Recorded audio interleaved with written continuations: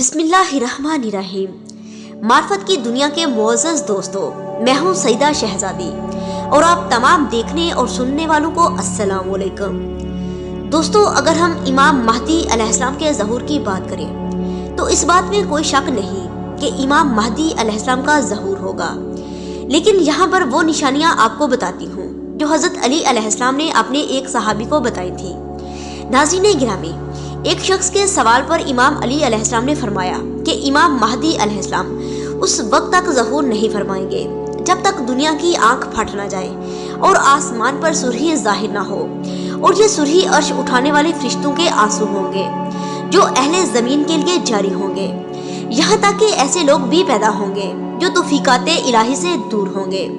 दोस्तों, इमाम अली अलैहिस्सलाम के इस फरमान के मुताबिक इमाम महदी अलैहिस्सलाम उस वक्त तक ज़हूर नहीं फरमाएंगे जब तक दुनिया की आंख फट न जाए। ये उस बीमारी की तरफ इशारा है जिसने पूरी दुनिया को हिला के रख दिया है।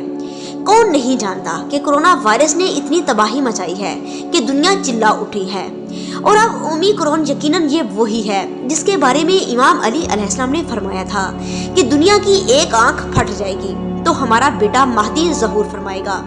मतलब कसीर आबादी हलाक हो जाएगी और कुछ गिने चुने लोग बाकी रह जाएंगे। दोस्तों, पाकिस्तान में अब ओमिक्रॉन इतनी तेजी से फैल रहा है कि गुज़श्ता 24 घंटों में 800 से ज्यादा केस सामने आ चुके हैं। सिंध वालों ने बच्चों की छुट्टियां बढ़ाने की अपील कर दी है।